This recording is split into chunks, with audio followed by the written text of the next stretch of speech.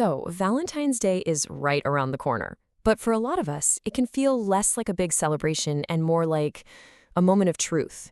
If you've been feeling like something is just off in your relationship, then you're in exactly the right place.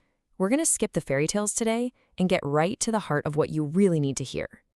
You see, the message coming through right now isn't about romance or some grand poetic gesture. No, it's something way more direct. It's a wake-up call.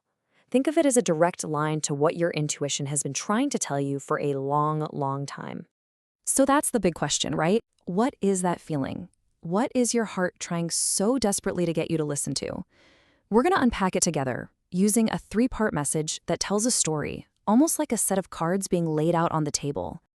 All right, our first message gets right to the point. It's all about that heavy, exhausting feeling of pretending. Acting like everything is just fine when, deep down, you know it's not. The first card that shows up for us is the Two of Pentacles, but it's reversed. Now, this card is the ultimate symbol of struggling to keep things balanced. It's about trying to force harmony where there's just chaos. It means whatever you're trying to build is on a really shaky foundation. So, what does that feel like in real life? Well, it's that feeling of juggling way too much all the time. It's trying to jam a square peg into a round hole, forcing a relationship that just doesn't fit. It's putting on a brave face, pretending you can handle it all, when really the performance is draining every single ounce of your energy. And so, the very first piece of advice, the first command from your heart is crystal clear. It is time to stop the act. It's time to admit that you can't build a real future this way. Okay, but once you stop pretending, you have to face what you've actually been carrying. And that brings us to our second message. It's about giving yourself permission to finally let go.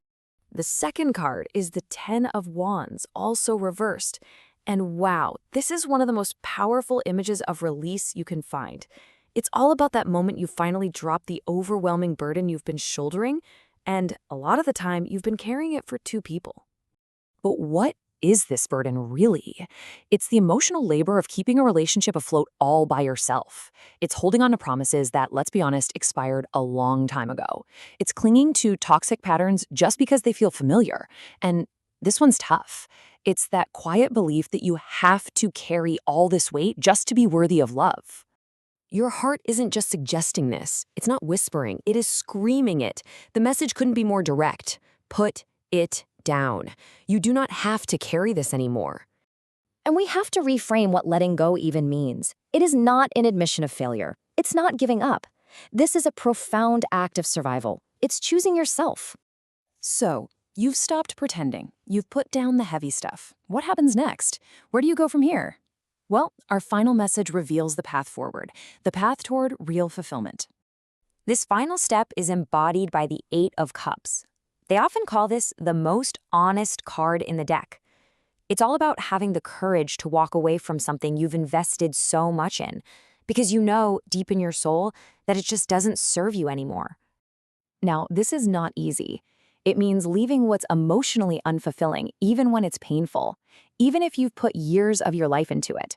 It means you're consciously choosing to leave those hollow, empty cups behind because you're searching for something real. And the promise of this card is that the fulfillment you're desperately looking for, it's not here. It's not in this situation. It's somewhere further down the road, and you have to consciously choose to start walking that path. Okay, so let's pull all three of these messages together into one final powerful takeaway.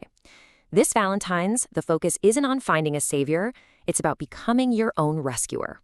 So here's the plan, laid out in 3 simple steps straight from the cards. Step 1, acknowledge the imbalance, stop the act.